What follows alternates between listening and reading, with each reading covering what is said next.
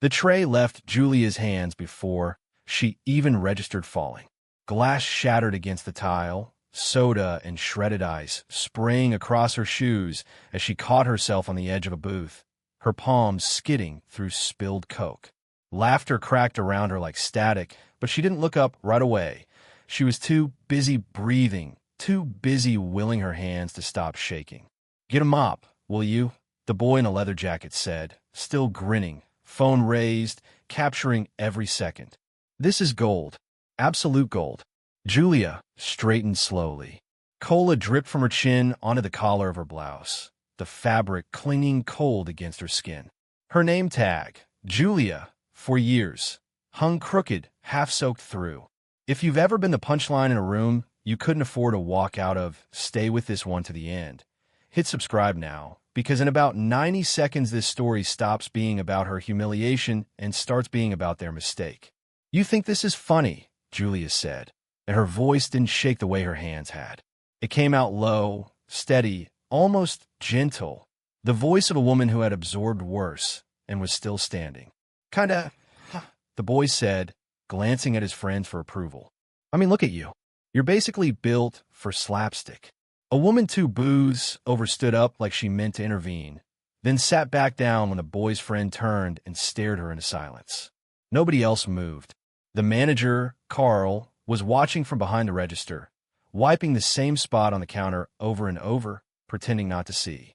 Giulia bent down, picked up the shattered glass piece by piece, her fingers steady despite the sting where a shard had nicked her palm. She didn't cry. She had learned a long time ago that crying in front of people like this only fed them. "You gonna say sorry to the glass?" the boy said, filming closer now, angling for her face. "Say something for the camera. Come on, give the people a reaction." "No," Giulia said simply, and stood, holding the broken pieces in a napkin. "But I hope you enjoy the rest of your night." There was something in the calm of it, something that should have warned them. It didn't. She walked to the back, past the kitchen line, past Rosa the cook who reached out and squeezed her arm without a word, and into the tiny employee bathroom, where she finally let herself look in the mirror. Cola matted her dark hair to her cheek. Her mascara had run in one thin black line.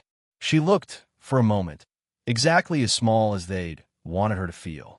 Then she took a breath, wiped her face with a paper towel, and pulled her phone from her apron pocket. One new message. From Dante. "Almost done for the night, Tesoro. Table's ready when you get home.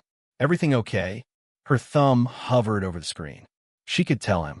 She could send the whole story in 3 sentences and watch what happened.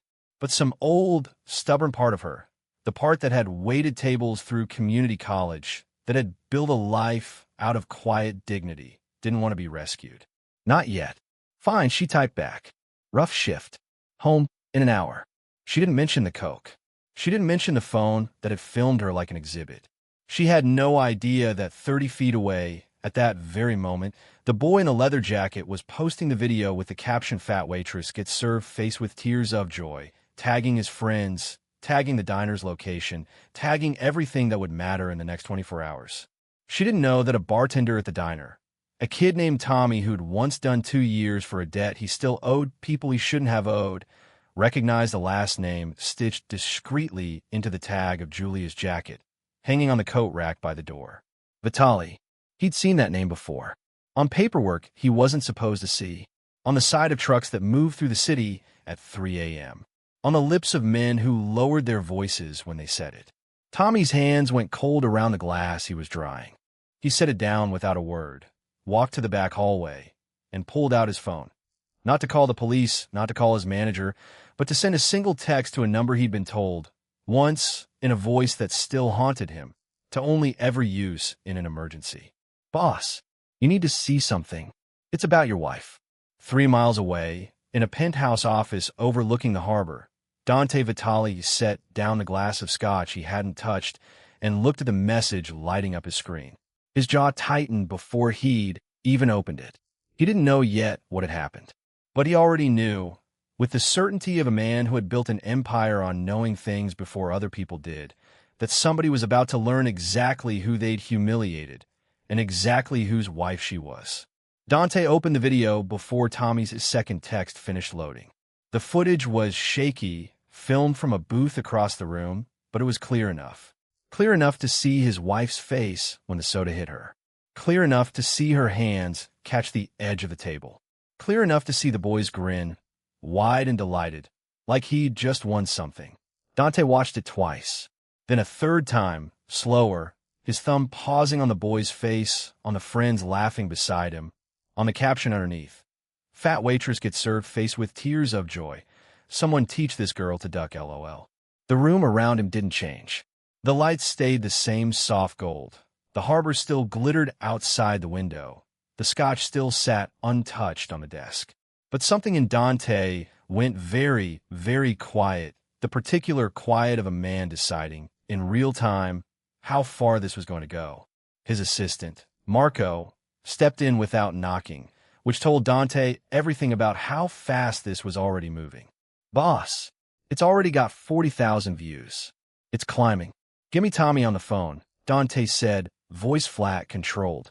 Now, if you've ever watched someone you love get humiliated and had to sit on your hands while your blood boiled, tell me in the comments what you'd have done in Dante's position, because what he does next is not what most people expect. Tommy picked up on the first ring, his voice already shaking. Across the city, in the apartment they shared on the 11th floor, Giulia stood at the kitchen sink scrubbing dried cola out of her sleeve, humming to herself, trying to shake the day off the way she always did. She hadn't checked her phone since the incident. She didn't know the video existed. She didn't know it had jumped to 80,000 views in the time it took her to shower and change into an old sweater that smelled like home. She didn't know that somewhere across town, 3 boys were about to have their entire understanding of consequence rewritten. The first one, the leather jacket boy, whose name Dante's people quickly learned, was Bryce Calloway, son of a real estate developer with a very public brand and a very quiet list of debts, got a knock on his apartment door at 11:47 p.m. He opened it expecting a delivery. He found 2 men in dark coats instead, standing perfectly still, saying nothing, simply looking at him the way a wolf looks at something it hasn't decided yet whether to eat. Can I help you? Bryce said, his bravado cracking instantly. The same bravado that had looked so big on camera 3 hours earlier, now shrinking to nothing in a hallway that suddenly felt very narrow. Mr. Calloway, one of the men, said pleasantly, somebody would like a word about a video you posted tonight.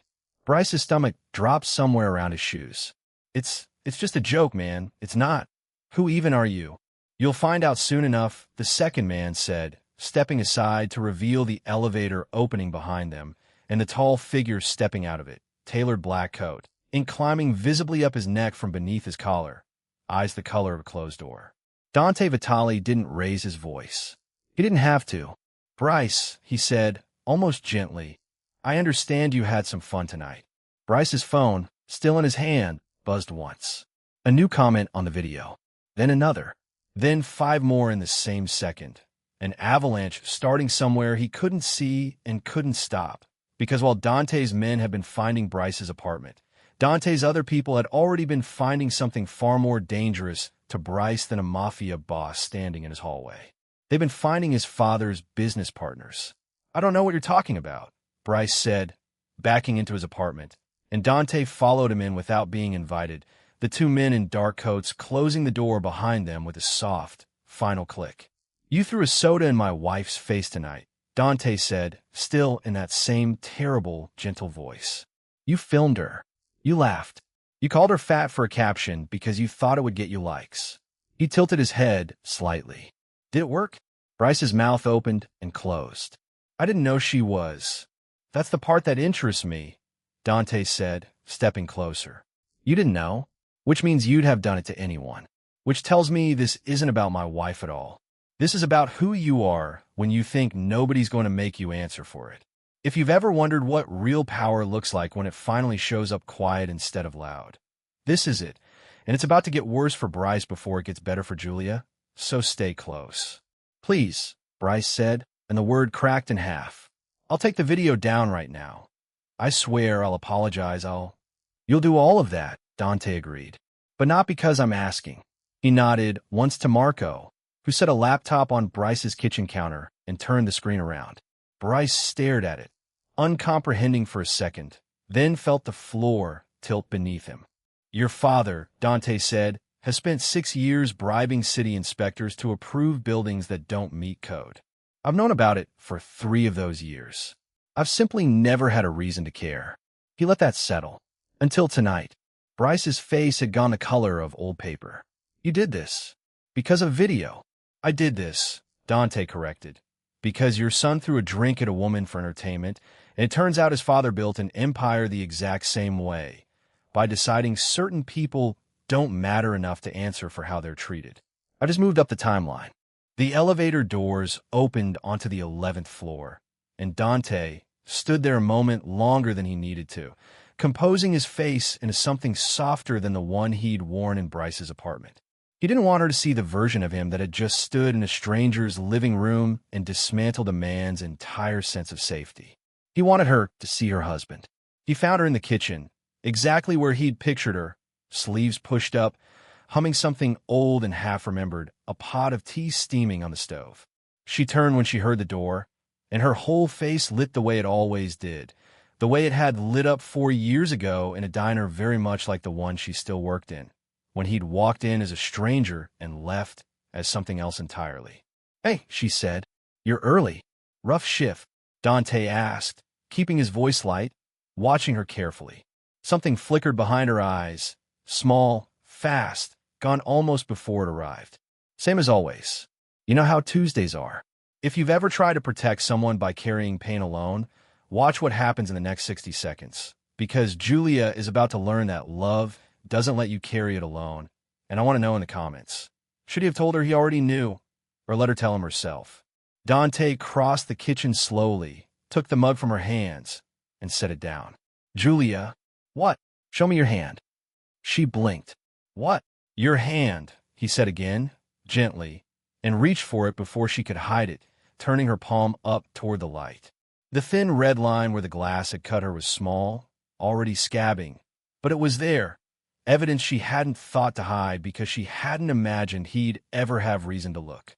Her face changed, slowly, like watching a door close from the inside. You know, she said quietly. I know. Ow, Tommy, Dante said. You recognize your jacket. He's known me a long time, Tesoro. Long enough to know when something needs my attention immediately. Giulia pulled her hand back, wrapping her arms around herself. And for the first time all night, Dante saw the exhaustion she'd been folding up small enough to hide.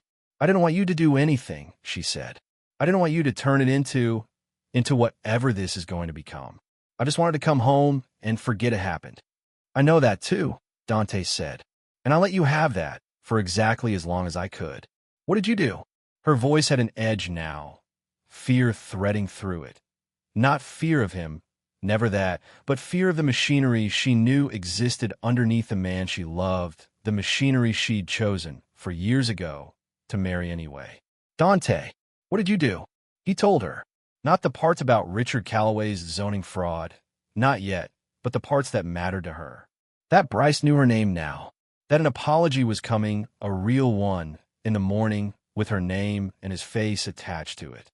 That the video, wherever it still lived online, would soon be buried under a story so much bigger than a soda and a laugh that no one would remember what it had originally been about. Giulia sat down slowly at the kitchen table, and for a long moment she said nothing at all. I didn't want to be someone you had to fix, she said finally. I wanted to be someone who could handle her own life. I've been handling my own life since I was 19 years old, Dante. You don't need saving, Dante said, crouching in front of her chair, taking both her hands in his, careful of the small cut. You've never needed saving. I've watched you run a floor of 40 covers alone during a dinner rush without breaking a sweat. I've watched you talk down a man twice your size who thought yelling at a 19-year-old busser was acceptable behavior. You are the strongest person I have ever known, and that includes men who've held guns to my head and not flinched. His voice roughened. But strong doesn't mean alone, Giulia. It was never supposed to mean alone. Not with me. Her eyes were wet now, and she let them be, because this was the one place in the world where she never had to hide it. They filmed me, she said, and her voice cracked on the word filmed, the humiliation of it landing all over again now that she'd stopped holding it at arm's length. They filmed me and laughed and called me. They said I was built for slapstick, Dante. Like my body is a joke someone gets to tell for views. Dante's jaw tightened, the calm cracking just slightly, just for her. I know. I've heard worse, she said, wiping her face, trying to laugh it off the way she always did. I've heard so much worse. Honestly, it shouldn't even. That's the part that makes me angriest, Dante said quietly. Not tonight. Tonight was cruel, and tonight will be answered. But the fact that you've built calluses thick enough to survive worse, that you had to, that's what I can't fix with a phone call, no matter how many I make. She looked at him for a long moment, something shifting in her expression. Not less hurt, but less alone in it. You didn't have to fix tonight either, she said softly. But I'm glad you did. Dante almost smiled. Almost. He was still thinking about Bryce's face when the news alert lit up the laptop screen. Still thinking about the two other names Marco was tracking down at that exact moment. Still thinking about how far this thing might spread before morning. Because what neither of them knew yet, standing in that warm kitchen with tea going cold between them, was that Bryce, panicked and humiliated and desperate to salvage something before sunrise, had already made a call of his own. Not to his lawyer, not to his father, but to a man named Salvatore Rinaldi, a rival of Dante's from family that had spent 15 years waiting for exactly this kind of opening, and who was about to be handed, gift-wrapped, the one piece of leverage Dante Vitali had never let anyone find. The location of the woman he loved. Salvatore Rinaldi answered on the second ring. Already awake, already half-dressed for a night he hadn't known was coming until Bryce's call lit up his phone with a name he didn't recognize and a story that, within 30 seconds, made him sit up straight in bed. Say that again, Salvatore said. Slowly. Vitali, Bryce stammered, still shaking, still certain that if he could just hand this problem to someone bigger than Dante, it would stop being his problem at all. Dante Vitali came to my apartment. Personally. Because of his wife. Some waitress. I didn't know. I swear I didn't know who she.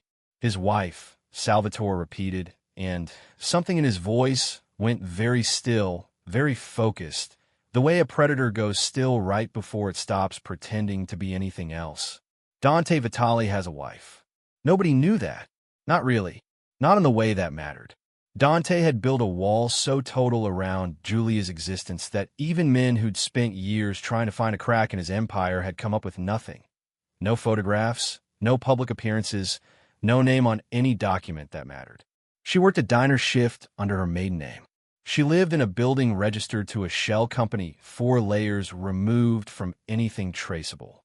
In 5 years of marriage, Dante Vitali had made his wife into a ghost, and it had cost him a fortune in silence, money, and favors to keep her that way.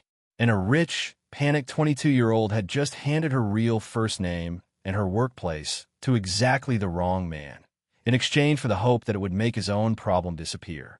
If you've ever watched one bad decision detonate 3 more you never saw coming, brace yourself, because what happens in the next 10 minutes is the reason this story exists at all.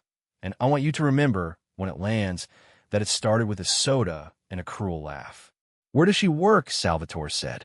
I don't. Some diner, downtown. I don't remember the name. I have the video. It's got the location tag. I'll send it.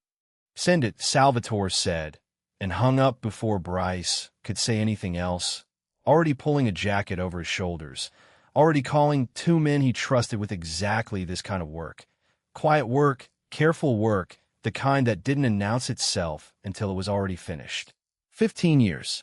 15 years Salvatore had watched Dante Vitali expand in a territory that used to be his family's. Watched him launder the old, ugly business into clean glass towers and legitimate contracts. Watched it become untouchable precisely because he'd given his enemies nothing soft to grab onto. No mistress. No children anyone could find. No weakness. Until tonight. Back in the 11th floor apartment, Giulia had finally stopped crying, curled now into the corner of the couch with a blanket around her shoulders and Dante's arm around her, the tea long since gone cold on the counter. She was starting to feel, for the first time all night, something close to safe again, the particular safety of being fully known and still fully loved, The thing she'd built her entire life around finding, after years of feeling like too much for every room she walked into. I don't want to go back there, she said quietly, meaning the diner, meaning the video, meaning the version of tonight that would exist forever online no matter what Dante did about it. Not tomorrow. Maybe not for a while. You don't have to, Dante said. You never had to work at all, Tesoro. You know that. I know. She traced a small scar along his knuckles, one she'd asked about years ago and never gotten a full answer to. I like it, though. Liked it. The regulars. Rosa. Feeling like a person instead of. She gestured vaguely at the penthouse. The view, the life he'd built around her that sometimes felt like a beautiful cage she'd chosen. Instead of your wife. Just for 8 hours a day. Dante kissed the top of her head. And for a moment, neither of them said anything, both of them letting the quiet do the work that words couldn't. Then his phone buzzed. He almost ignored it. He almost let this one night stay exactly what it was, a wound tended to, a woman held, a threat handled and finished. But some old instinct, the one that had kept him alive through things Giulia would never know the full shape of, made him glance down anyway. Marco. 3 words. Boss. Call now. Dante felt the temperature of the room change before he'd even answered, some animal part of him already understanding, before the facts arrived, that the night wasn't over. What? He said into the phone, low, already standing, already moving toward the window with his back to Giulia, so she couldn't read his face. The video, Marco said, breathless. The one with the location tag. Bryce sent it to someone about 20 minutes ago. We just picked up chatter. Salvatore and all these people, moving toward the diner's district. Boss, they're not going for Bryce. They're going for her. Dante's hand tightened around the phone hard enough that the plastic creaked. She's not at the diner, he said, forcing his voice to stay level, forcing himself not to turn around. Not yet. Not until he had something to tell her that wasn't going to shatter the fragile peace they'd just built. She's here. For now, Marco said. But Salvatore doesn't know that. He's got people canvassing the district, showing her photo from the video to anyone who'll talk. Someone at that diner is going to give up this address eventually, boss. Rosa. The manager. A regular. Somebody. Dante closed his eyes. 15 years of silence, of walls, of making his wife invisible to a world that would use her against him in a heartbeat. And it had taken one entitled boy with a phone and a cruel sense of humor to hand it all away in a single night. Behind him, Giulia's voice, soft and worried. Dante? What's wrong? He turned around slowly, already building the calm face he'd need for what came next, already knowing that the conversation he'd just had with her, about safety, about being known, about never having to carry anything alone again, was about to be tested in a way neither of them had prepared for. Giulia, he said quietly, I need you to pack a bag. Pack a bag, Giulia repeated, and the blanket slid off her shoulders as she sat up straight, all the softness of the last 20 minutes draining out of her voice. Dante, you're scaring me. What's going on? He crossed the room and knelt in front of her instead of standing over her, because he'd learned, for years into this marriage, that she needed to see his eyes when the truth was going to be hard. The boy from tonight, Bryce, he panicked. He called someone, a man named Salvatore Rinaldi, who has spent 15 years trying to find a way to hurt me that actually works. He took her hands. Tonight he found one. You. Giulia's face went pale. Because of me? Because I got a stupid soda thrown at me? Because he found out I have a wife, Dante said. Something I've spent 5 years making sure no one ever found out. That was never about hiding you, Tesoro. It was about keeping you safe from exactly this.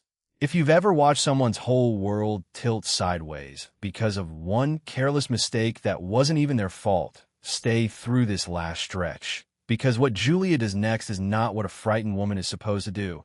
And by the end of this, I think you'll understand exactly why Dante fell in love with her in the first place. Hit that like button if you're rooting for her. She was quiet for a moment, and Dante watched her do what she always did. Take the fear, turn it over, and find the steel underneath it. Okay, she said finally. What do we do? Not what do you do? We. Something in Dante's chest loosened at that word, even in the middle of everything. You go somewhere safe tonight. one of the houses upstate, the one under the vineyard company. Marco's already arranging the car. And you? I stay, Dante said. I finish this. Tonight, if I can, so it never has a chance to become tomorrow's problem. By finish, you mean? I mean, Salvatore has spent 15 years waiting for a mistake, Dante said, standing, pulling her up gently with him. He's about to learn that going after my wife wasn't the mistake he thought it was. It was his last one. 20 minutes later, Giulia stood in the underground garage in jeans and an old coat, a single pack bag at her feet, watching Dante give quiet, precise instructions to 4 men she'd seen 100 times at family dinners and never once associated with nights like this. He looked, in that moment, like a stranger and like the man she married, both at once, and she realized, watching him, that she had never actually been afraid of this side of him. Not once. Not in 4 years. She was only afraid of what it might cost him. Come back to me, she said, when he finally turned to walk her to the car. Always, he said, and kissed her once, hard, like a promise sealed rather than spoken. This isn't the story where I lose. This is the story where they learn what happens when they touch what's mine. The car pulled away into the dark, and Dante watched it go until the taillights disappeared around the corner, and then his expression changed one more time, settled into something colder, older, the version of himself he'd built brick by brick specifically so that Giulia would never have to see it directed at anything but a threat to her. By morning, 3 things were true. The first, Bryce Calloway's video was gone, scrubbed from every platform it had touched, replaced by a genuine, humiliated apology that named Giulia directly and would follow him for the rest of his life. A small price, in the end, for the storm he'd started. The second, Richard Calloway's zoning fraud investigation was no longer quiet, no longer containable, and would end, 18 months later, with the collapse of everything he'd built, the cost of raising a son who thought cruelty was content. The third, and the one that mattered most, Salvatore Rinaldi never got the chance to use what Bryce had handed him. Whatever happened in the hours between Giulia's car pulling away and the sun coming up over the harbor stayed exactly where Dante wanted it. Unspoken, unspeakable, and permanently finished. Giulia came home 3 days later to an apartment that looked exactly the same and a husband who held her a little longer than usual at the door, who didn't need to explain what those 3 days had cost him because she never asked him to. She went back to the diner the following week. Not because she had to, but because Rosa cried when she walked in and the regulars stood up and clapped. And for the first time in her life, Giulia understood that being seen wasn't the same as being small. It never had been. It had just taken one cruel night, one ruthless husband, and one soda-soaked uniform for the whole world to finally catch up to what she'd always known about herself. She was never the punchline. She was the whole story. If this one got you, if you felt that shift when Giulia stopped hiding what happened to her and let herself be loved out loud, hit subscribe, drop a comment telling me which part hit hardest, and share this with someone who needs to hear that strength was never about carrying it alone. See you in the next one.